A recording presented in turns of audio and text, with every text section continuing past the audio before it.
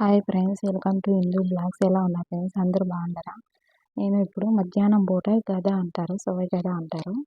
మధ్యాహ్నం పూట ఇంట్లో ఏమేమి వంటలు చేసుకుంటారో చూపిస్తాను. మా ఇంట్లో అయితే ఈ రకం చేసుకుంటారు.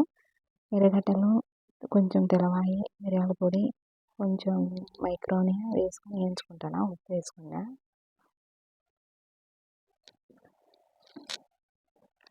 పసుపు పొడి, కొంచెం మిరియాల పొడి అవి వేసి వేయించుకుంటాను.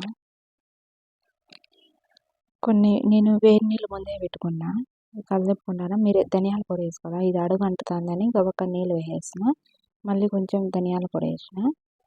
ధనియాల పొడి వేసుకున్నప్పుడు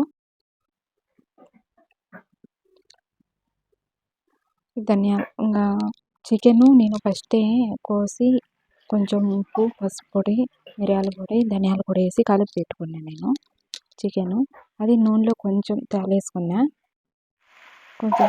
ఇది ఎర్రగడ్డలు, టమాటాకాయ, ఒక క్యాప్సికము, కొంచెం ఉప్పు, కొంచెం తెల్లవాయి వేసుకొని మిక్సీ ఆడించుకోవాలని వేయించుకుంటాను. ఇట్లా వేయించుకోవాలి చికెను.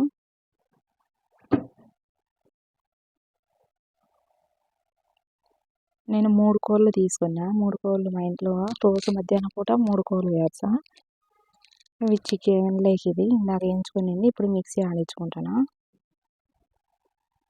మిక్సీ ఆడించుకుంటే ఇది గ్రేవీ మాత్రం బాగుంటుంది.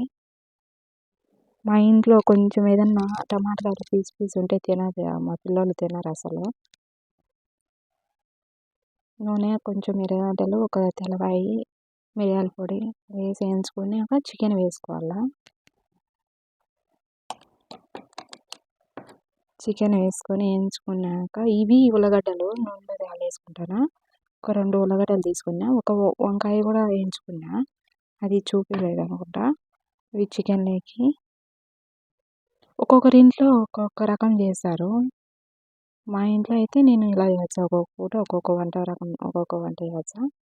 చికెన్ వేసి వేయించుకున్నాక ఇప్పుడు మనం మిక్సీ ఆడించుకునేది దీంట్లో వేసుకోవాలా.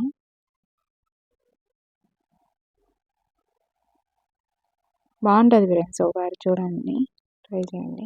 మన ఇండియాలో దొరుకుతాయన్నీ,